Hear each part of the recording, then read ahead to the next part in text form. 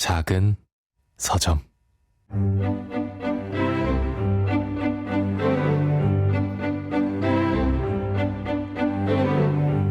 안녕하세요. 작은 서점에서 장강명의 인생책 코너를 맡고 있는 소설가 장강명입니다. 오늘은 우리나라를 대표하는 만화가 윤태호 작가님 모셨습니다. 웹툰 이끼와 미생, 내부자들, 그리고 최근에 드라마로 제작돼서 큰 인기를 얻은 파인의 원작자이시죠. 사실적인 묘사와 현실적인 스토리로 정말 많은 독자들이 공감을 얻고 계십니다. 윤태호 작가님 지금 만나보겠습니다.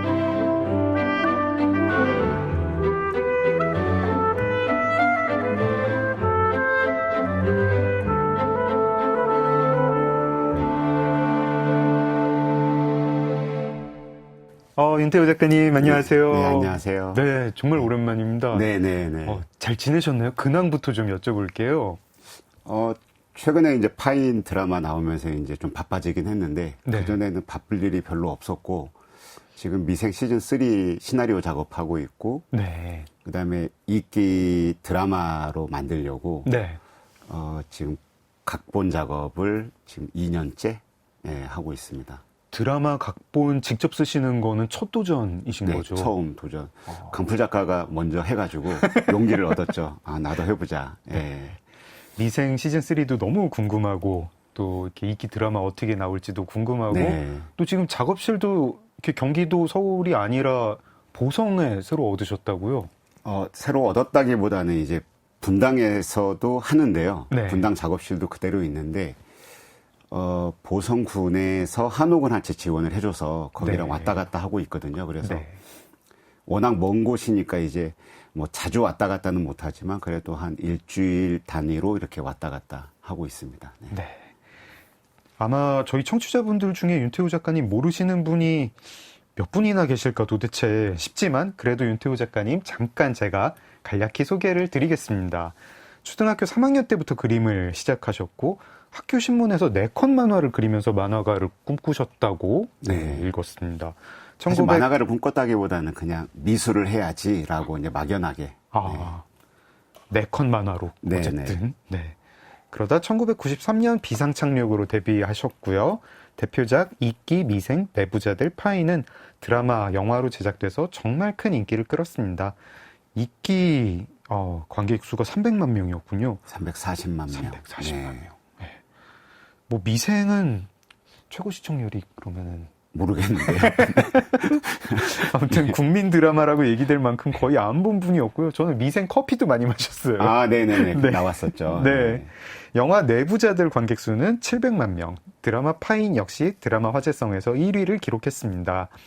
웹툰 미생은 바둑을 통해 직장인들의 삶을 현실감 있게 다루면서 독자와 시청자들에게 큰 공감을 불러일으켰습니다. 미생으로 대한민국 콘텐츠 어워드 만화 부문 대통령상 수상하셨고요. 작품성, 영향력 다 인정받고 계시고 지금은 후진 양성에도 힘을 쓰고 계시다고. 작가님의 어떤 비결이라든가 철학, 가치관 이런 것도 굉장히 궁금한데요. 그거는 내일 2부에서 더 들어보기로 하고요. 사실 방금 그 후진 양성은 네. 그 어느 대학교에서 한 6년 정도 강의를 했었는데 지금은 이제 그거 그만뒀고요. 네. 지금은 거의 안 하고 있는데 네. 보성군에서 기왕에 저를 지원을 해주셨으니까 네. 그 보성군에 있는 어린 학생들 또는 이제 그 지역에 계신 학부모님들 네. 이런 분들이 이제 원하시면 제가 이제 강연이나 아니면 인터뷰 같은 거 해드리고 이러고 있죠. 뭔가 후진을 양성한다는 개념은 아니지만 어쨌든 네네. 제자는 거기에 있는 셈이고 어린 사람들이 있는 거니까 이 아이들이 앞으로 어떤 사람이 될지는 모르겠지만 그 아이들 그 마음속에서 부싯돌 하나가 반짝할 수 있는 계기가 될 수는 있지 않을까 싶은 거죠. 네. 보성군 어린이들이 이렇게 부러울 수가 없습니다. 근데 길 다녀보면은 네. 사람이 없어요. 진짜로 사람이 없고 정말 점심시간이나 학교 시간에 학교 앞을 딱 가야 어린아이들이 있고 시골도 요즘은 1인 1차량 거의 이렇게 돼 있어가지고 네. 길에 그냥 걸어 다니시는 분들이 없다 보니까 굉장히 조용하더라고요, 시골이. 예, 농번기나 뭐 이런 데 가봐도. 예. 학교 뭐 초등학교 학생 수 전교생이 뭐 그냥 수십 명 정도 뭐 이런가요? 그렇죠. 특히 초등학교도 제가 묵고 있는 숙소 바로 앞에도 초등학교가 있는데 건물 크고 너무 예쁘거든요. 강당도 큼지막하게 있는데 네. 전교생이 한 50명. 예. 그 학생들은 자기들이 얼마나 큰 행운을 얻었는지를 지금 잘 모르고 있을 것 같은데. 걔네들은 제가 거기 내려왔는지 모를 거예요. 왜냐하면 그 앞에 동네에 있는 식당 주인분들도 누군지 몰라요, 제가. 예. 그래서 맨날 그냥 밥만 먹으러 왔다 갔다 하는 사람으로만 알고. 그래서 이제 좀 더 적극적으로 제 특강이나 이런 거 좀 해달라, 잡아달라고 비용 하나도 안 받고 그냥 할 테니까 대신 일방적인 강연은 학생들 대상으로 너무 어렵더라. 딴짓하고 뭐 이러니까 혹시 학생 대표 중에 누구 한 명을 해가지고 저하고 이제 토크하듯이 하면은 거기에 대해서는 좀 답변을 할 수 있을 것 같으니 그런 자리는 좀 자주 마련을 해달라고. 예. 다른 학생들이 이제 듣고 있고 대표 학생이 연단에 올라와서 대담을 하면은 이제 그 학생이 궁금한 거를 작가님께 여쭙고 그러면 그게 이제 좀 다른 학생들도 궁금해하는 걸 테니까. 자기 친구들의 이야기도 할 테니까. 그러면은 이야기하기 좋겠다. 옛날에 중학교 특강 갔다가 지옥을 맛본 적이 있어가지고 세상 내일 지구야 망해라 하고 걷는 게 중학생들이잖아요. 그래서 이 친구들하고는 이야기 못하겠다. 이야기하기 참 힘들구나. 예. 저는 남자 중학교에 여름에 점심시간 이후에 특강을 갔다가 이런 되게 굉장히 생야생이구나. 정말 전멸하잖아요. 식사시간 이후에는. 2부에서 계속 들어보겠습니다. 오늘 1부에서는 작가님 인생책 이야기를 들어보려고 하는데요. 저희가 보통 게스트한테 인생책을 먼저 3권 혹은 4권을 꼽아달라고 하죠. 그래가지고 그 중에 한 권을 정해서 이야기를 나누는데 저희가 부탁드렸더니 정말 이런 책들을 꼽아주실 줄 몰랐습니다. 제가 미쳤나 봐요, 그때. 다른 2권은 저는 이해하는데 제일 처음 꼽아주신 게 제가 미쳤어요, 제가. 힘들었어요, 읽느라고. 정동호 선생님의 짜라투스트라는 이렇게 말했다 해설서. 그리고 트루먼 커프티의 인콜드 블러드, 헤르만 헤세의 시다르타 꼽아주셨습니다. 다 고전 아니면 고전 해설서인데요. 작가님 평소에도 이렇게 좀 독서를 이렇게 약간 좀 고전이나 고전 해설서 위주로 하시나요? 주로 논픽션 읽고요. 그러니까 소설을 거의 안 읽다가 한강 작가님 그 수상 소감 때 동시대 작가들과 호흡을 같이 하기 위해서 정말 빼놓지 않고 읽으려고 노력한다는 그 코멘트를 듣고 너무너무 반성을 했었습니다. 저는 동시대 저와 함께 연재하고 있는 웹툰 작가들 작품도 거의 안 보기 때문에. 아니, 작가님은 픽션을 창작하는 창작자인데 다른 픽션은 잘 안 읽으시고 특히 동시대 픽션은 안 읽으시는 건가요? 거의 특히 웹툰은 거의 전혀 안 본다고 할 정도로 안 보고요. 그리고 소설도 꽂히는 것만 주로 반복해서 좀 보는 편이고 최근에 이제 뭐 짜르투스트라 이것도 김영하 작가님이 이제 사석에는 형님 그러는데 어느 방송에 나오셔가지고 살인자의 기억법 이야기를 하시면서 이 주인공은 니체를 좀 읽었을 것 같다라고 이야기를 한 거예요. 뭐 머리가 번쩍한 거죠. 뭔데 이 살인자도 니체를 보는 거지? 와, 이렇게 세계관이 완벽하다고 살인자가? 우리나라에 이런 내면의 질서를 갖고 있는 살인자를 그려낸다고 하는 생각이 든 거예요. 그래서 그럼 김영하 형님은 당연히 니체를 읽었겠지? 자, 그분 너무 사랑하고 좋아하니까 나도 그러면 발톱의 때만큼이라도 닮아가려면 읽어봐야지 하고서 니체 책을 이제 읽으려고 하는데 제가 또 검색을 좀 자주 하는 사람이다 보니 아무렇게나 읽으면 안 되겠는 거예요. 그래서 이제 검색을 했더니 정말 수많은 검색을 했더니 니체 책을 읽는 순서가 있더라고요. 이렇게 목록이 어느 책부터 읽어야 할지 이걸 살 방법이 없는 거예요. 그래서 검색을 해보니까 책세상에서 나온 니체 전집이 있더라고요. 바로 연락드렸죠. 출판사에.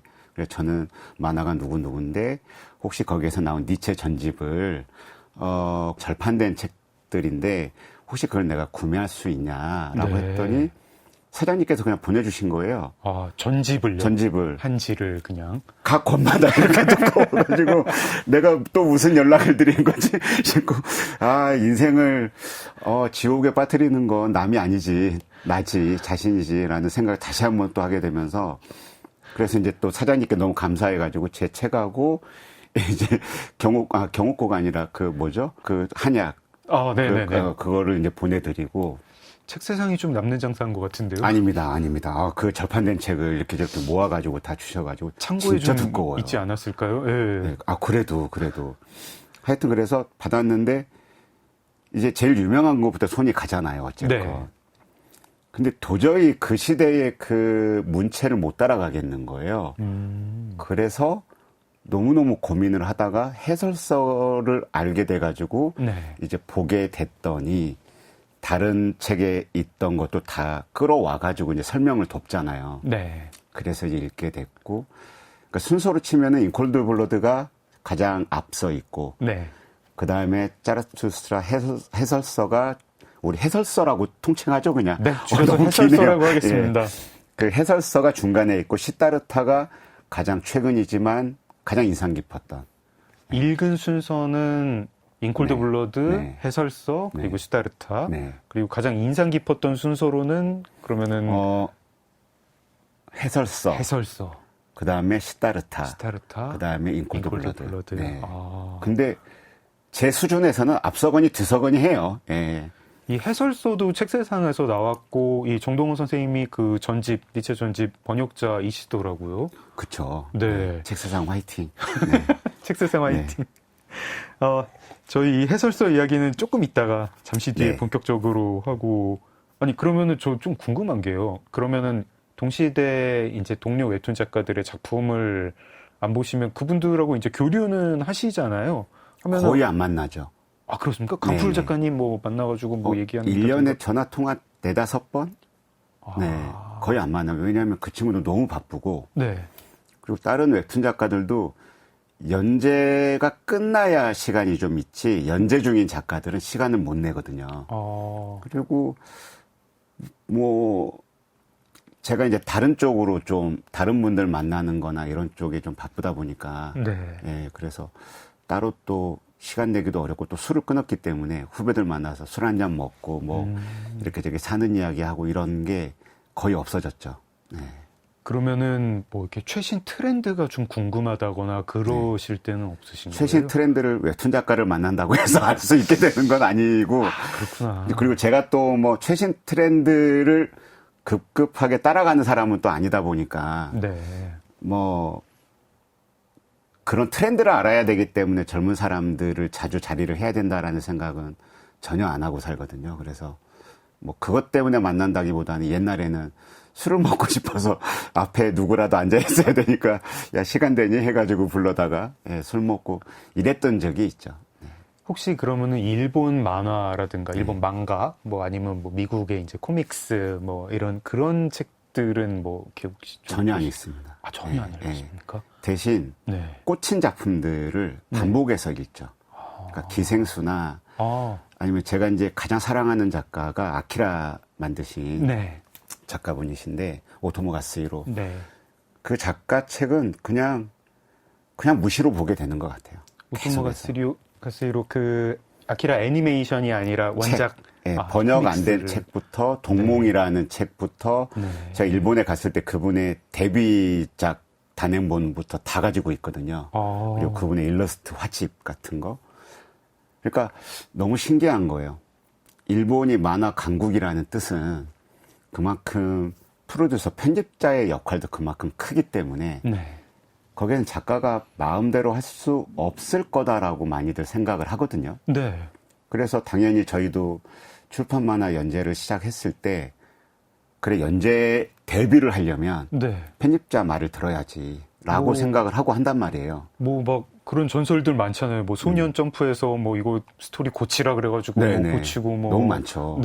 근데 오토모 가스히로는 데뷔작부터가 너무너무나 자기의 취향과 뜻이 그냥 너무너무나 자랑스럽게 발현되어 있는 작품들이거든요.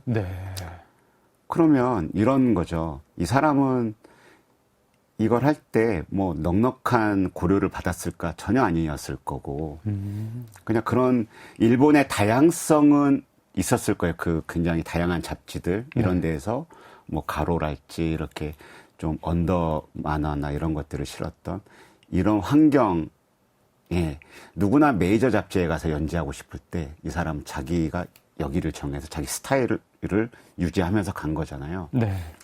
오토모 가스유의 아트웍을 보면은 아, 예술은 용기라는 게 한 8, 9알이겠구나. 용기라는 게 어떤 작품을 시작해야지. 아, 나 이거 해야지. 라고 결심하는 그 자체가 미지의 것이니까 모르잖아요. 결과에 대해서는. 네. 아, 이 소재야.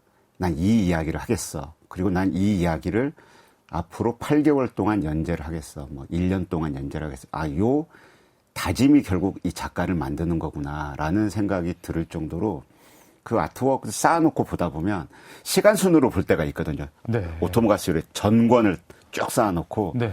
시간 순으로 이 사람이 어느 정도의 경이로운 사람이 되어가는지를 쭉 보다 보면 내 마음이 웅장해지죠. 볼 때. 마지막 장을 덮고 나면 초라한 나로 다시 돌아와서 난 왜 이러고 있지? 난 왜 데뷔할 때 그렇게 작은 마음이었고 왜 앞으로 10년 후, 20년 후의 나에 대해서 내 스스로가 비전을 갖지 못했지? 최소한 데뷔작이라도 뭐 편집부나 이런 사람들의 뜻에 맞췄다면 그 다음 작품이라도 첫 데뷔 작품을 잘 만들어서 그 다음 작품이라도 조금 더 내가 바라는 모습으로 갔어야 되는 거 아닌가? 난 왜 이렇게 내가 꿈꾸던 나와 이렇게 멀어져 있는 거지? 라는 생각이 되게 많이 있는 거죠. 저희가 야후 봤을 때 다 네. 입을 떡 벌리고 깜짝 놀랐었는데 작가님이 그런 말씀을 하시니까 너무 이상합니다. 그러니까 야후도 정말 큰 뜻으로 했던 건데 일단 일본은 자료의 천국이죠. 네. 일본에 갔을 때 그 편의점에 수구하는 그 리그의 잡지가 있더라고요. 도대체 이 사람들은 뭘까?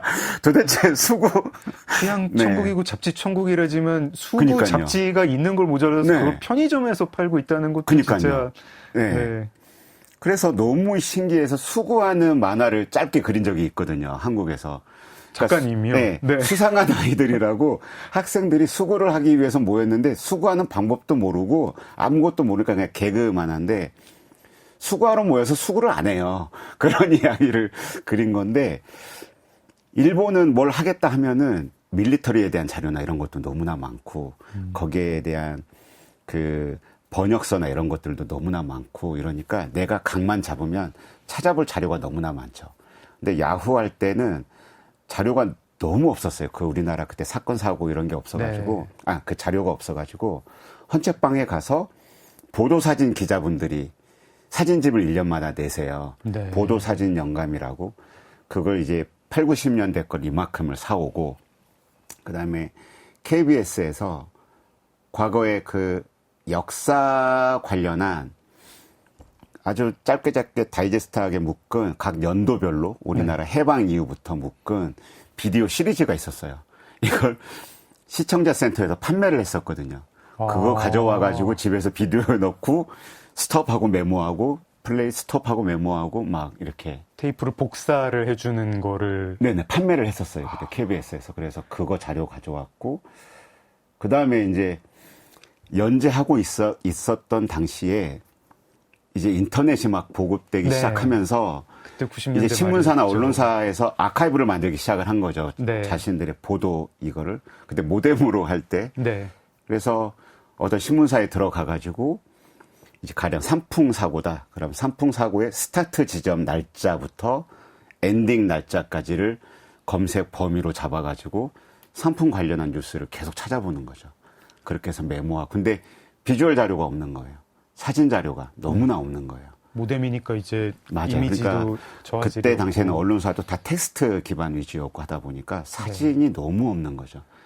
지금 저희가 이 녹화를 한 지 약 10분 정도인데 벌써 명언을 막 쏟아내고 계십니다. 예술은 8, 9알이 용기다. 그리고 막 작업하는 방식이나 그 마음이 웅장해지는 기분을 들으면서 제가 좀 마음이 웅장해지는데 지금 잠깐 인콜드 블러드랑 시다르타 잠깐씩 조금씩 소개만 받고 바로 네, 해설서 그럴까요? 네. 들어가겠습니다. 사실 해설서를 제가 이 목록에 넣으면서 네. 그냥 나 이런 게 좋았다 정도로 끝날 줄 알고 넣었는데 이렇게 딥하게 들어오실 줄이야. 너무 그래 지옥은 내가 뚜벅뚜벅 걸어가는 거지라고. 저 이거 읽으면서 지옥을 네. 살짝 맛봤습니다. 네네. 인콜드 블러드 먼저 이야기를 하자면 저는 네. 이제 워낙 장르물들을 좋아해요. 추리 소설이나 이런 것들을 좋아하는데 네. 그 전에 뭐 어떤 추리 소설을 보더라도 정황을 먼저 소개를 하잖아요. 그렇죠. 근데 추리 소설의 가장 큰 원칙이 반칙하면 안 되는 거. 네. 독자와의 게임이기 때문에 공정한 게임을 하기 위해서 플롯 장난을 너무 치면 안 되는 거잖아요. 네. 그래서 앞부분에 독자에게 공정한 게임에 입장하기 위한 전제 조건들을 막 준단 말이에요. 이렇게. 네. 전 그 과정이 너무 재밌거든요. 저는 그런 과정들이 작가가 어디까지 신경을 썼구나. 그리고 이 작가가 오해를 안 사기 위해서 글을 정말 조심스럽게 쓰는구나. 예. 이 범죄 현장의 정황들을 또 네. 등장인물들을 이제 그렇죠. 묘사를 제시를 할 때 그렇죠. 그 제시하는 이 현장, 방식들. 이곳은 어느 곳이고, 그래서 네. 예를 들어서 일본의 히가시노 게이고 뭐 이런 분의 책을 읽으면 직접 구글맵 들어가가지고 찾아보거든요. 네. 비슷한 곳을. 네. 그 무슨 우에노 공원이다 그러면 우에노 공원에 가서 그 로드맵으로 이렇게 계속 따라가 본단 말이에요. 이렇게. 네. 이런 분위기에 저녁에 살인 사건이 일어났다는 거구나라고 이제 느끼면서 보는 거죠. 네. 그러니까 이렇게 이제 그런 쪽에 흥미가 있다 보니까 우연하게도 인콜드 블러드를 알게 된 거예요. 그 책을 알게 된 게 뜨거운 피라는 소설을 네. 읽게 됐는데 그 책을 너무 재밌게 읽으니까 어떤 편집자분 한 분이 이런 비슷하니까 뭐 어떤 이제 냉혈한 뭐 이런 거니까 뜨거운 피, 콜드 블러드, 네, 인콜드 블러드. 그쵸. 네.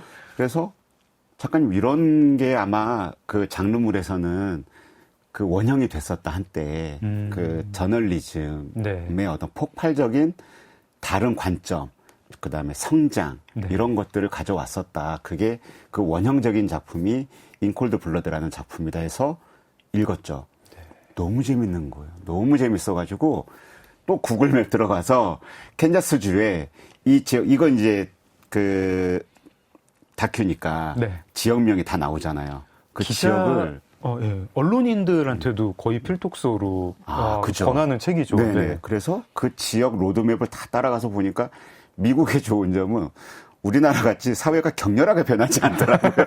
시골 마을이 여전히 또 좀 뭐 굉장히 이렇게 낡아 있고. 캔자스 시티 이런 곳인데 네네. 그래서 그럴 것 같습니다. 이 로드맵 따라가 보는데도 마치 이 소설의, 이 글의 책에 나왔던 것 같은 집일 것 같은 벌판에 그냥 덜렁 한 채 있는 띄엄띄엄 있는 집들 뭐 이런 그 곳이 나오더라고요. 그래서 이런 곳이구나 하고 책을 보다가 또 계속 궁금하니까 검색을 하면서 보게 되잖아요. 특정한 네. 일들에 대해서. 이 범죄자들이 어디에서 네. 범죄를 저지르고 도망을 가고 있는데 뭐 어쩌고 저쩌고. 그것도 보다 보니까 계속 검색을 하면서 보는데 영화가 있었다는 거예요. 인콜드 블러드에 대한. 네. 2편이나 있었을 거예요. 60년대 흑백 영화로 하나가 나왔었고 네. 그래서 웹하드 들어가서 돈 내고 다운받아가지고 그걸 보고 아마. 네. 이때는 이렇게 해석했구나. 이렇게 보고, 그 다음에 보니까 이제 또 컬러로 나온 영화가 네. 있고, 그 다음에 또 카포티라는 카포티. 인물에 대해서 그쵸. 또 나왔는데, 거기에는 이제 하퍼리라는 캐릭터와 같이 그 작가분과 함께 이렇게 나오는 것도 있었고, 그래서 이 인콜드 블러드를 읽다가 트루먼 카포티라는 사람에 대해서도 굉장히 궁금한, 네. 어마어마한 사람이었고, 이 어마어마함을 성취하기 위해서 우리가 흔히 창작하다가 진짜 일이 안 풀리면 나한텐 왜 악마가 거래하자고 오지 않지? 나 지금 기꺼이 할 마음이 다 있는데 이 악마는 바쁜가 어디가 있지? 나 사인해주고 싶은데 이럴 때 있잖아요. 네.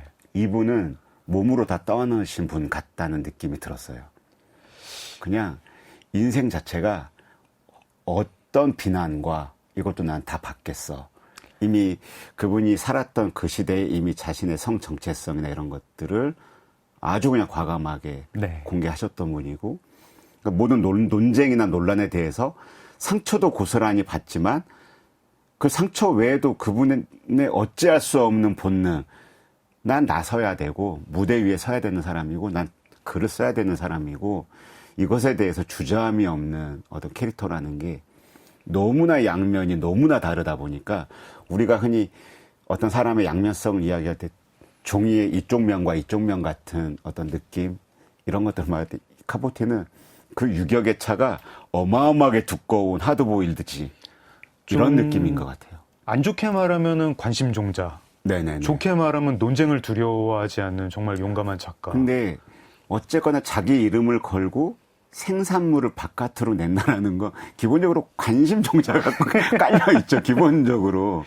예. 이 청취자분들 조금 궁금해하실 것 같아가지고 설명을 드리면, 트루먼 카포트는 이미 굉장히 유명한 극작가였고 성공한 상태였는데 미국의 캔자스 시티에서 벌어진 어떤 일가족 살인 사건을 보고 자기가 이걸 논픽션으로 쓰겠다 이러고 가가지고 이걸 좀 말이 안 되는 조언인데 논픽션 소설이라고 하는 장르를 네네네. 창조를 해냈고, 그 살인 사건을 실제 벌어진 실화를 굉장히 소설 쓰듯이 썼지만 동시에 논픽션이 그리고 작가님이 좋아하시는 대로 그 도입부 정황 이런 것들이 네네. 아주 네. 디테일하게 그리고 묘사가 돼 있죠. 되게 논쟁적인 지점이 있잖아요. 그 감옥에 갇혀있던 네. 범인 2명 중에 한 명과 굉장히 약간 깊은 유대 관계를 깊은 유대감. 깊은 유대 관계인지 네. 그 이상인지. 네. 네. 그러니까 거기에 또 어떤 약속까지도 마치 하는 듯하게 나오잖아요. 영화나 네. 이런 것들을 보면. 네.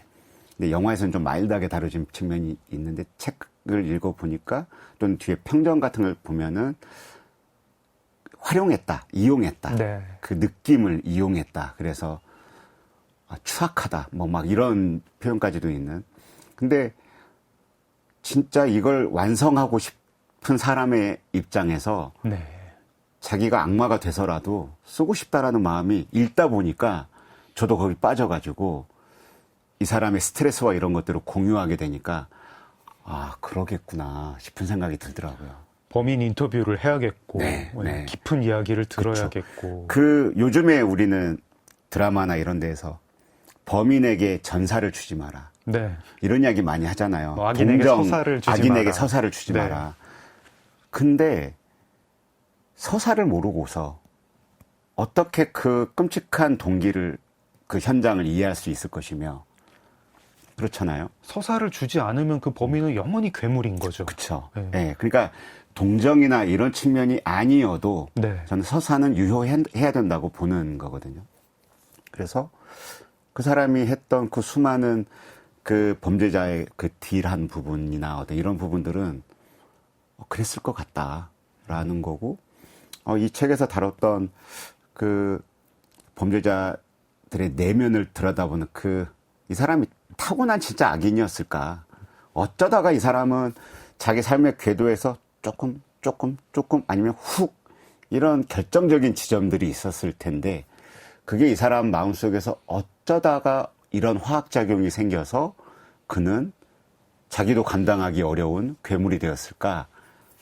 그건 더군다나 그 시대에서는 너무나 중요한 이슈였을 것 같아요. 네, 관점이었을 거고. 윤태호 작가님의 인생책 트루먼 카포티의 인 콜드 블러드 들어봤고요. 시다르타도 좀 여쭤보겠습니다. 네. 그러니까 이제 우리가 작가 생활을 이렇게 하다 보면 네.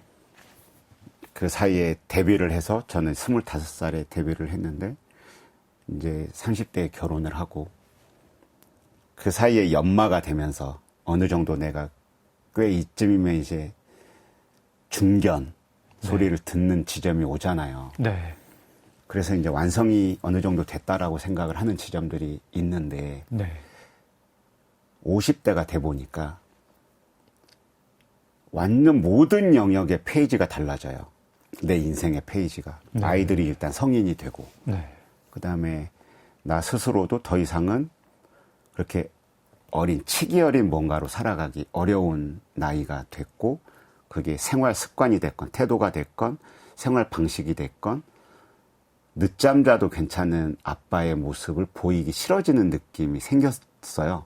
네. 그래서 어떤 느낌이 최근에 많이 들었냐면 이제 때는 그만 써야 되는데 이런 생각이 많이 들었어요. 옛날에 작업하고 막 이럴 때는 네. 세상에 대해서 막 화도 많이 내고 어떤 부조리한 것들 보면 막 때 쓰듯이 왜 그래? 막 어떤 이런 생각도 많이 들고 어떤 좀 이랬다면 50대가 되고 나서 50대 후반을 가까이 다가가고 있다 보니 어떤 생각이 들었냐면 우리는 죽음을 향해서 가는 입장이라고 친다면 죽음 이전에 죽음을 진짜 본질적인 죽음을 준비하는 단계는 50대부터구나. 그러면 나머지 50대 이전까지의 삶은 워밍업이구나.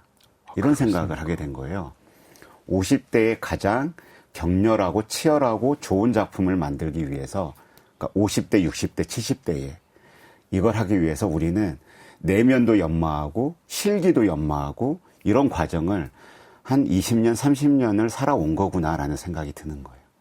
그래서 저는 이 웹툰이 연재를 한다라는 게 너무 큰 인생의 약점이라고 생각하는 게 연재를 하면서 독자와 계속 가깝게 댓글이나 이런 걸로 네. 소통을 하는 건 너무나 큰 행복이지만 그 연재 스케줄 때문에 그 좋은 문화의 향유를 못하고 산다라는 건 너무나 큰 인생의 손실이고 치명적인 약점이 된다고 생각이 들거든요. 뭐 양면이 있는 거 아닐까요? 저는 이렇게 마감이 없으면 네. 이렇게 몸이 움직이질 않아가지고. 너무나 맞죠. 너무나 양면이고 저 역시도 마감이 있어야 뭔가가 되는 사람이고 네. 그런데 그렇다면 그 마감을 하면서도 나의 내면을 채울 수 있는 설정을 해야 돼요. 돈을 많이 벌고자 나 혼자 그 적은 얼마 안 되는 고려 와중에도 나 혼자 이걸 다 받아야 내 삶을 유지할 수 있기 때문에 나는 다른 스태프들의 도움을 안 받으면서 난 다 이걸 할 것이냐. 그래서 결과적으로 나는 마감하는 동안은 다른 시간을 낼 여지가 전혀 없는 사람이 될 것이냐. 아니면 스텝의 힘을 좀 들여서라도 나의 시간을 꼭 가질 것이냐. 이건 작가가 결정을 해야 될 것 같고 또는 이런 거 있죠. 문화생을 왜 들어가냐면 네. 연말을 하기 위해서 들어가거든요. 테크니션이 되기 네. 위해서 일단. 그러니까 10장을 50장을 열흘 동안 그릴 걸 네. 10장을 한 4, 5일에 끝낼 수 있는 속도감을 배우기 위해서 들어가는 거거든요. 네. 그게 그 작가가 됐을 때 힘이 돼요. 그러니까 스토리로 고민을 오래 하잖아요. 일주일 한정해서. 네. 근데 손이 느리면 손이 그런 연마가 안 돼 있어서 느리면 스토리에 아무리 많이 고민을 하고 싶어도 앞으로 계속 일주일에 5일, 6일을 그려야 될 장구한 이 날짜가 보인단 말이에요. 그러면 더 이상 이 스토리를 가지고 묶여 있을 수가 없어요. 그럼 어느 순간 딱 놔야 되는 거죠. 네. 근데 손이 연마가 잘 돼 있으면 속도가 빠르면 스토리로 2, 3일을 더 끌고 가볼 수가 있는 거예요. 나가서 누구 한 명이라도 더 만나볼 수 있고 취재를 위해서 또 관련한 자료나 이런 것들을 더 읽어볼 수가 있는 거죠. 그런 시간을 확보를 하게 되는 거죠. 우리가 어떤 대가를 가리켜서 마스터라고 하지만 도구를 되게 숙달하는 네. 그것도 동사로 저는 마스터한다라고 그게 하잖아요. 기본이라고 생각을 하는 거죠. 네. 그래서 요즘 음악 하시는 분들도 프로그램을 얼마나 잘 다루느냐. 이게 굉장한 이슈가 미션이 되는 이런 경우가 많이 있잖아요. 네. 그래서 저는 작가는 역시 지금은 이제 타블렛에 그림을 그리니까 이걸 잘 다뤄야 되겠지만 단축키도 많이 알아야 되고 그 자체보다 기본적으로 선을 쓸 줄 알아야 된다. 내가 원하는 방향의 선은 옛날에 출판만 할 때는 대생한 연필선 위에 일필휘지로 그어야 되니까 네. 수련을 얼마나 많이 하겠어요. 빈종이에다가 선긋기 연습을. 네. 문화생 들어가면 그거를 한 달 내내 시키거든요. 선긋기. 종이가 까매질 정도로 아예 빈틈이 없이 까매질 정도의 종이를 들어보면 엄청 무거워요. 잉크가 겹에 쌓여 있으니까. 네. 근데 지금은 포토샵에 단축키가 있어요. 전 단계로 돌아가기. 긋고 누르고, 다시 긋고 누르고. 내가 볼 때 중요하지도 않은 이 선을, 콧등, 콧날 선을, 그건 너무 습관이 돼 있는 것 같아요. 요즘 젊은 작가들이. 그냥 넘어가야 되거든요. 네. 그 순간을. 그리고 마음에 안 들면 통렬하게 반성하고 시간 날 때 연습하고 해야 되는 건데 그래서 이런 시간들을 50 전까지 거쳐보고 네.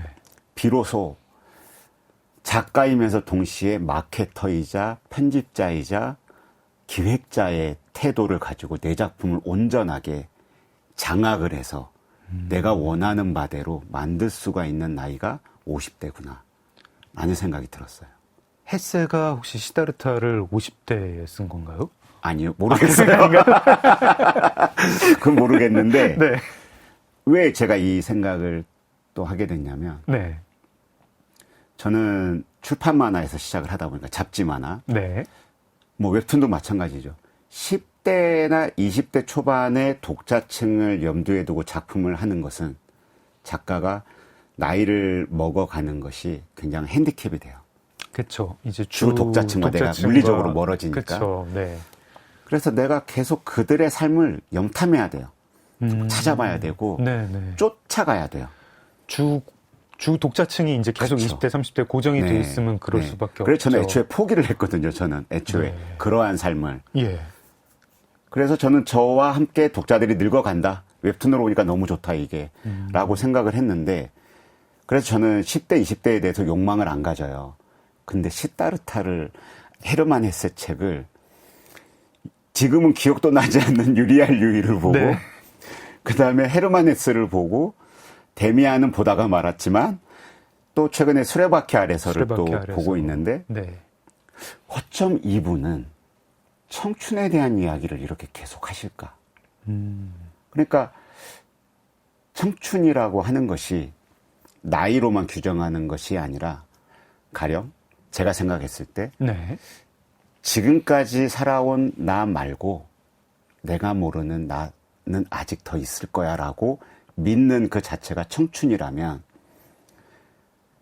유리알 유이의 맨 앞에 가장 앞에 나오는 그 옷을 입고 상급 학교에 진학해야 되는 아이 주인공에게 선생이 해주는 말 이제 네 몸에 맞는 옷을 입어야지 네. 라고 하는 이런 코멘트는 나이가 50이건 60이건 70이건 청년이 되고자 하는 이들에게는 유효한 말 아닌가? 수레바퀴 아래에서도 마찬가지고 네. 시다르타는 너 말할 것도 없이 마찬가지고 그래서 제가 약간 생각에 수정이 온 거예요. 10대를 염탐하고 탐하는 게 아니구나. 그냥 인류애가 있는 거구나. 이 창작자에게는 이 헤르만 헤세에게는 너 어느 사이에라도 네 인생의 총 요 흐름에 있어서 어느 타이밍에라도 너가 발화할 수 있다면 그때도 너는 그럴 수 있어. 내가 50대 몸이더라도 네. 10대 네. 이야기도 쓸 수 있고 20대 네. 이야기도 쓸 수 네. 있다. 그래서 보성에 있으면서 네. 보성의 메타세콰이어 길이 한 30km가량 돼 있거든요. 너무 예뻐요. 녹차뿐 아니라 메타세콰이어 네네네. 길도 있군요. 그래서 메타세콰이어 길에서라는 제목으로 보성군에 있는 보성 여중을 다니는 여자아이들 4명을 주인공으로 한 만화를 지금 기획하고 있어요. 작가님은 나 이제는 이 아이들의 이야기를 염탐하듯이 하는 게 아니라 또는 어른으로서 애잔하게 바라보듯이 하는 것이 아니라 이 작품은 자기 인생의 어느 시점에 이 만화를 봐도 나도 이 아이들처럼 이라고 느낄 법한 지점들을 나도 이제 그려보고 싶네라는 생각이 든 거예요. 10대 초반 여성 아이들의 이야기도 50대 남성인 내가 네. 이제 쓸 수 있고 그러면서 시다르타 보면은 항상 물에 대한 이야기가 많이 나오잖아요. 네. 근데 저는 더 인상 깊었던 건 그 아들을 떠나보내는 그거였거든요. 제가 시다르타를 안 읽었거든요. 네네네. 네, 소개를 해주십시오. 대충 제가 석가모니에 감히 대한 소개를. 네. 석가모니에 대한 이야기라고만 알고 있습니다. 그러니까 명문가에서 태어난 시다르타가 네. 구도의 길을 들어가면서 네. 제가 감히 이게 말이 안 되는데 이러면서 어느 큰 강을 지나서 어느 지역으로 가가지고 아주 요즘으로 치면은 네. 요정의 마담 같은 아주 매혹적인 여인을 알게 돼요.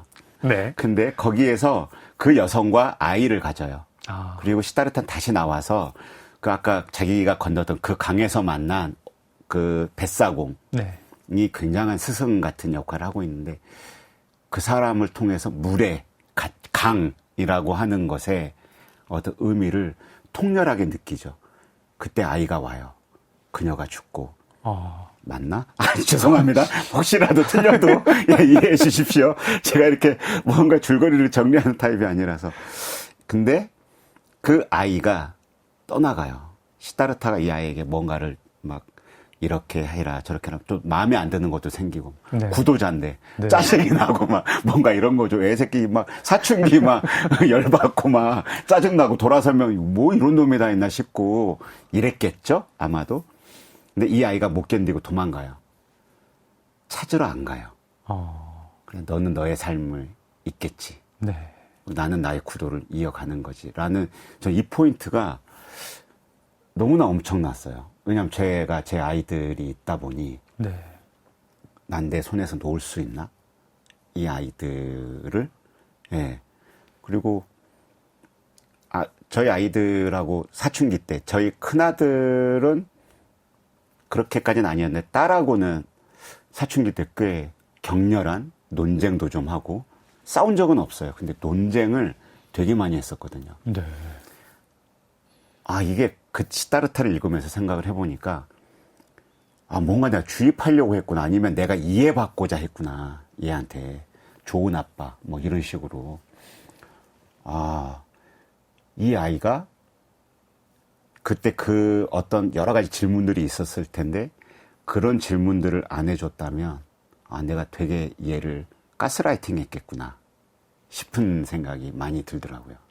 제가 시다르타가 집에 꽂혀 있었는데 좀 전자책으로 아마 그거는 여러 작품이 봅니다. 아마 들어있던지 할 거예요. 네. 그리고 약간 뭐 독일 작가가 뭐 이렇게 불교 뭐 석가모니 뭐 삶을 알겠나 뭐 이런 네. 생각도 약간 있었고 네. 그래가지고 손을 안 갔었는데 네. 이제 50대가 곧 저한테도 오기 때문에 그러니까 읽을 때는 읽어보겠습니다. 너무 옛날 책이다 보니까 문장도 또 번역책이고 하니까 그렇게까지 마음에 들진 않았거든요. 네. 근데 이게 뭐지? 계속 생각나요. 정말. 오히려 계속 작가님은 생각나요. 데미안은 끝까지 안 읽으시고 시타르타를 네네네. 왜냐면 제가 이제 친한 교수님이 네. 자기 인생 책이 시타르타라는 거예요. 네. 자기는 그 책으로 구원받았다라고까지 그 이야기할 정도까지. 정도여서 저도 마음이 황폐해져 있던 때가 있었기 때문에 뭐 지금도 그렇게 비옥하다고는 할 수 없지만 그래서 그 책을 저도 모르게 사서 봐야지 했는데 집에 보니까 제가 당근에서 그 민음사 책 전집을 네. 120권을 30만 원에 이렇게 사놓은 게 이미 있는 거예요. 거기에 시타르타가 있는 거예요. 저도 제 휴대폰에 시타르타가 들어가 있어요. 정말. 네. 보진 제 서재가 이미 책이 온갖 책들이 다 있더라고요. 짜라투스트라는 이렇게 말했다도 있어요. 그 안에. 예. 근데 안 읽었더라고요. 예. 알겠습니다. 작가님한테 굉장히 세게 영업을 당하네요. 네. 윤태호 작가님의 인생책 중 두 번째로 헤르만 헤세의 시타르타 들었습니다. 네, 이제 본격적으로 오늘의 메인 도서인 해설서, 짜라투스트라는 이렇게 말했다 해설서를 이야기를 해보겠습니다.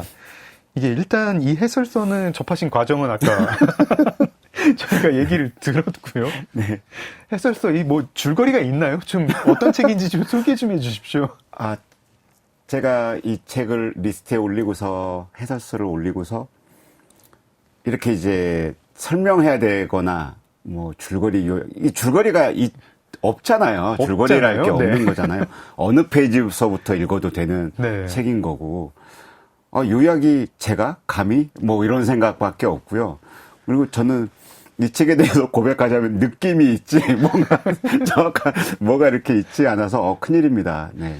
저는 이런 책이 있는 줄 몰랐거든요. 오히려 작가님께서 한번 요약을 해주시면. 요약이요? 네. 제가요? 네네네. 그러니까 똑같은 마음이죠. 네. 일단은 저희가 짜라투스트라는 이렇게 말했다가 어려운 책인 건 다 알잖아요. 네. 네. 근데 놀랍게도 해설서도 어렵더라고요. 전 너무 좋았어요. 저는. 네. 해설서에 네. 거의 전 페이지가 거의 밑줄이다시피. 아. 저는 그때 아마 이 영양분이 좀 필요했던 시기였던 것 같아요. 그런데도 이렇게 설명을 못할 수가. 정말 네. 정말 단순하게 설명을 해보면 책이 두 부분으로 나뉘어 있는데 앞부분에서는 자라투스트라는 이렇게 말했다는 왜 어려운 책인지 니체 철학을 네. 다 알아야 읽을 수 있는 책이기 때문에 어렵다. 근데 네. 니체 철학은 이러저러하다라고 얘기를 하고 뒷부분은 자라투스트라는 이렇게 말했다를 마치 주석과 함께 읽는 기분이랄까. 네, 네, 네. 네. 사실은 자라투스트라는 이렇게 말했다가 이 해설서 안에 들어와 있죠. 이 네, 2부에 맞습니다. 들어와 있고 네. 쭉 뭐 자라투스트라는 이렇게 갖고 어디에 갖고 하다가 중간중간에 마치 변사가 설명을 하듯이 아, 예. 정동호 선생님이 여기서는 니체는 뭐 당시에 뭐 이런 과학 뭐 이론에 힘취해 있어가지고 뭐 이런 식으로 얘기를 했다 뭐 이런 네네네네. 이렇게 했는데 네. 이 이상 요약하기는 그쵸. 최진력 박힙니다. 그럼에도 불구하고 너무 대단하시네요. 네. 네. 작가님 저기 이거부터 좀 여쭤볼게요. 그러면 자라투스트라는 이렇게 말했다 그 책이 아니고 네. 해설서가 작가님의 인생책인 거죠? 네네네. 아 그건 이유가 네. 왜 그런가요? 그러니까 그 원작이 인생책이라고 말하기에는 솔직하지 않다. 왜냐하면 그 책을 일단 안 읽었고 네. 읽으려고 시도했을 때 전혀 이해받지 못했기 때문에 이해가 되지 않았기 때문에 네. 감히 인생책이라고 말하기 어렵다. 그런데 해설서를 따라가면서 네. 몇몇 포인트들에서 이 교수님의 선생님의 그 니체 전집을 아우르는 네. 이 모든 가져온 설명들로 인해서 마음속에 머릿속에 많은 심상이 떠오르게 만들고 뭔가 내가 살아왔던 어떤 부분들에 대해서 다시 생각하게 만들고 어떤 포인트 지점들을 각성하게 만드는 어떤 이런 빛나는 지점들을 준 게 거의 이 책이 유일하지 않나라고 생각이 들어가지고 네. 저는 이 해설서가 그냥 또 해설서가 아니면 제가 따라가지를 못하죠. 애초에. 예. 해설서도 못 따라가겠던데요, 이거. 그러니까 계속 GPT한테 물어보면서 아. 이 문장을 조금 더 쉬운 언어로 한다면 어떻게 이해하면 되겠어라고 물어보면서 계속 따라가 본 거죠. 그러면 지금 니체 전집 중에서 네. 자라투스트라는 이렇게 말했다. 그 책 전집은 자체는 건재하게 있습니다. 지금 전집은. 해설서는 인생책이 되었고 네네. 그 해설서가 해설하는 대상인 자라투스트라는 이렇게 말했다는 아직 완독을 못 하셨고 아, 네네. 전집 중에 전집은 건재하게 건재하게 네. 아직도 저희 책장에 어떤 네. 바위 같은 역할을 하고 있습니다. 네. 아 근데 이렇게 약간 마음의 위안이 되는 게 이 해설서 앞에 이렇게 나와 있더라고요. 많은 사람들이 니체를 읽을 때 대표작이라는 이유로 자라투스트라는 이렇게 말했다로 시작을 하는데 맞아요. 순서가 바뀌었다. 네. 마지막에 읽어야 되는 책이다. 제일 어려운 책이고 니체 철학을 다 알고 나서 읽어야 자, 그 맥락에서만 봐도 해설서가 맞는 거예요. 그쵸. 예, 원전을 바로 읽는 게 아니고 네. 이분은 그 모든 니체의 작품을 다 보셨던 분이기 때문에 네. 이 자라투스트라 이 작품에서 말하는 바가 네. 어떤 책에 연관이 되어 있고 여전하게 이어져 있는지 어디에서 끌려 나온 개념인지 이런 것들을 다 이야기를 해주는 거잖아요. 네. 그러니까 해설서를 봐야 된다고 저는 생각을 하죠. 네. 이게 어쨌든 굉장히 낯설고 야성적인 니체 철학, 네. 니체 사상을 해설하는 책인데 이게 헤세도 그렇고 니체도 그렇고 이 독일이란 나라는 네. 뭐 이렇게 좀 혼자 굉장히 심각하게 관념적인 생각들을 하는 그런 사람들이 많이 나오는 나라가 거기가 봐요. 그렇게 정원이 발달해 있다고. 아. 그래서 많이 걷는다고 이분들이. 그러니까 우리가 뭔가 아시겠지만 너무나 잘 아시겠지만 나 지금 작품 들어갔어라고 하면 어떤 인터뷰에서 봤는데 하루 8시간을 꼭 작업을 하신다고 하는데 네. 저는 그렇거든요. 제 그 작은 8평 화실을 한 2시간 이렇게 걸어요. 돌아요. 작가님도요? 예. 저도 그렇습니다. 그래요? 네. 그거잖아요. 머릿속에서 부엌에서 거실까지 엔딩이 왔다 나와야 갔다. 네. 머릿속에서 엔딩이 나와야 쓸 수 있는 거지. 네. 아니 쓰다 보니까 엔딩이 나왔어는 아닌 거잖아요. 그쵸. 그러니까 이게 걸어야 되는 거구나. 이게 걸으면서 계속 내 머릿속 안에서 사고 실험이 답이 나와줘야 이 단락이 결정이 되는 거고 내 손은 이것을 그냥 세상에 보이게 보여주는 도구인 것이구나 라는 생각이 좀 들었어요. 제가 굉장히 좀 그런 생각 많이 하는데 좀 진짜 하루에 걷는 시간을 좀 확보를 해야겠다. 요즘은 아침에 산책을 하거든요. 이 방금 질문에 네. 요 부분이 저에게 너무나 이제 딱 맞는 그건데 네. 뭐냐면 이 해설서 안에 보면은 니체 네. 철학에 그거 있잖아요. 힘에 대한 네. 그게 분명히 있잖아요. 그러니까 힘의 의지. 네. 그러니까 우리는 일단은 그 현생과 저세상에 대한 구분, 네. 그리고 때로는 저세상을 낙원으로 설정하고 네. 현생을 마치 업의 그 난장판 도가니처럼 생각하는 네. 살아보지 못한 세계를 동경하면서 현재를 제물로 바치는 그렇죠. 이런 삶과 그 다음에 정신을 위대하게 높이면서 네. 몸을 그의 하수인으로 두는 네. 이 두 부분이 저는 굉장히 저한테 컸어요. 왜냐하면 저는 몸 따위는 내가 이 작품을 하는 저 옛날에 미생 시즌 1 할 때 거의 쪽잠으로 거의 1년 이상을 때웠었거든요. 못 잔 적도 너무나 많았고. 작가님 그때 몸 너무 혹사하셔가지고 네. 손도 네. 다치시고 그러셨잖아요. 그러니까 몸은 아직 이놈이 버르장머리가 없어서 아프다고 비명을 지르네? 아직 이게 버릇이 안 들어서 그래요. 더 혹사하고. 네. 이래 봤더니 이 부분에 있어서 너무나 느낌이 확 오는 거예요. 네. 너는 네 몸 자체다. 라고 하는 이 헤더스에 보면 나오는 그 문장이 네. 너무나 많이 위로가 됐어요. 네. 그래서 요즘은 무조건 밥 먹고 나면 스쿼트 100개. 그리고 점심 먹고 나서 또 100개. 저녁 먹고 또 100개. 스쿼트를 하루에 300개를 하신다고요? 네. 스쿼트를 100개를 줄이고 싶으면 밥을 한번 건너뛰면 돼요. 예, 장단지가 아주. 근데 원래도 가느다란 사람이었는데 스쿼트를 이렇게 하니까 지방이 쫙 빠지면서 더 가늘어지고 있어요. 지금 허벅지가. 두껍게 만들고 싶으면 이제 중량해가지고 해야 되는 거예요. 네. 근데 어쨌건 그리고 또 이제 저녁에 어쨌건 낮에는 해가 너무 뜨거우니까 산책을 못하고 저녁에 1시간가량 분당에서 탄천을 걷거든요. 네. 온갖 생각을 다 하는 것 같아요. 그때. 네. 네, 처음에는 유튜브나 팟캐스트 이렇게 들었었는데 어느 순간 되니까 이어폰을 안 갖고 나가게 되더라고요. 그냥 생각하는 게 좋아가지고. 네. 칸트도 그렇게 산책을 했고. 그러니까 아까 고대 독일 그리스의- 철학자들 말씀하셨잖아요. 네. 거기가 그래서 일본에도 보면 철학의 길?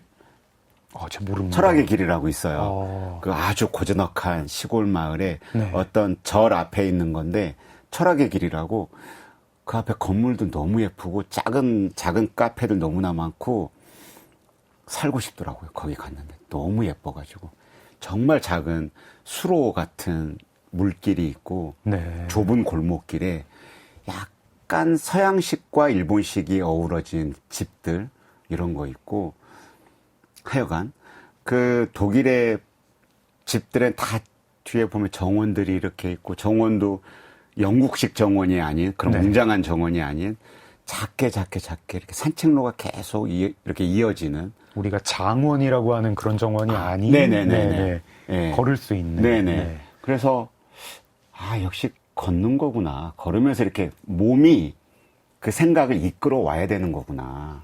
라는 생각을 하게 됐어요.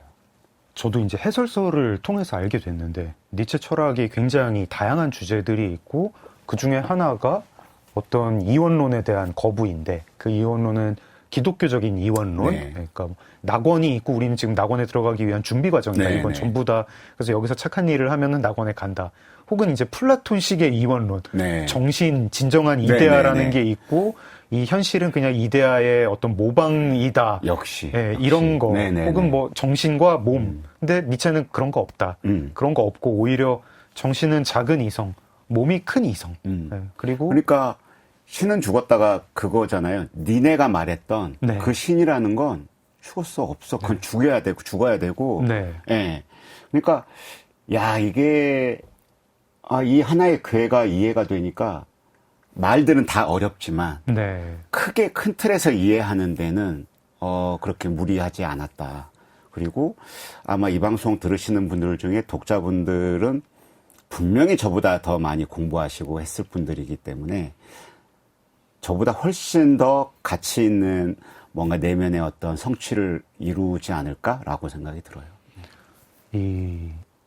저희가 내면의 성취를 이제 이루고 싶다는 생각이 사실 이제 저도 굉장히 성취지향적 인간이고 그래서 저는 심지어 몸을 편하게 두면 죄책감마저 들거든요. 네, 그러니까 머리가 비대한 사람이죠. 저도 제 글 쓰는 일하고 저술 노동자니까 오늘 잠을 8시간을 다 자버렸네? 막 이러면서 죄책감이 들고, 내가 지금 윤태호 작가님처럼 쪽잠 자면서 작업해야 되는데, 뭐 이러기도 저는 하고. 거의 매일 멜라토닌을 먹거든요.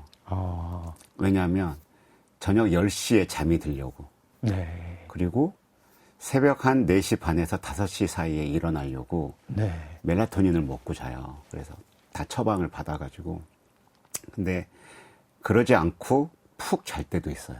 네. 그럴 때는 그냥 한 9시간 자요. 그러니까 제 궁극적인 목표는 8시간 자는 거예요. 그 전에는 너무너무 잠을 못 자서 머리가 한쪽이 녹아내리는 것 같은 느낌을 받아서 병원을 갔었거든요. 작년 4월 달에. 네. 그랬더니 입원시켜가지고 온갖 검사를 다 해보더라고요. 뭐가 안 나와요.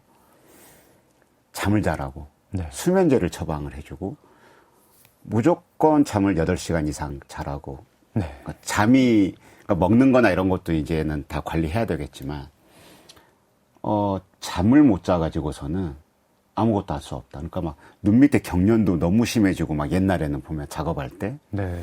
그리고 막 볼살도 막 떨리기도 하고, 누가 내 뒷모습 사진을 찍었는데 어깨가 꾸부정하게 이렇게 돼 있거나, 이렇게 올라와 있거나, 이런 것도 너무나 많고, 스쿼트 할 때 자세를 엄청 신경 쓰거든요. 그러니까 자세가 망가지는 건 운동이 아니라고 생각을 하기 때문에, 그러니까 자세 하나하나를 또박또박 하거든요. 스쿼트를 할 때. 진짜 힘들어요. 그렇게 100개 하면 진짜 허벅지 불타지 않나요? 네. 그래서 처음에는 20개 단위로 하다가 지금 100개를 풀로 하거든요. 안 쉬고. 그러니까 그것도 동작을 정확하게 해가지고, 육체가 주는 내 자체에 대한 신뢰가 생겨요. 육체가 주는. 나는 이걸 버텨낸 사람이다라는 어떤 나에 대한 믿음? 이런 것들이 강하죠. 네. 이 해설서의 한 구절인데요. 신체는 주체가 돼서 생을 주관해야 되고, 네. 정신은 도구와 기능으로서 신체를 보필하는 것에 만족해야 한다. 복무해야죠. 복무해야 한다. 그리고 어떤 여태까지는 이 이성이, 그리고 뭐 문명인이 아마 다 그럴 거고 군대인이 그럴 거고 뭐 저 같은 사람이 그러한데 이 작은 이성이라고 하는 이 정신이 이 큰 이성, 신체의 어떤 본능, 충동, 관능을 이렇게 저열한 걸로 매도하면서 통제와 관리의 대상으로 삼고 있다. 네. 제가 지금 사실 그러고 살고 있는데 요즘 분당 탄천에 나가보면 네.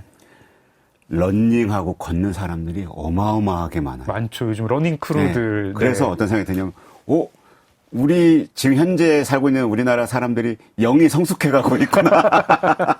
이런 생각이 기분이 좋더라고요. 예. 저 어릴 때만 해도 이렇게 체육 시간에도 교실에 앉아가지고 공부시키고 그랬었는데 정말 이렇게 다들 햇빛 못 보고 비실비실.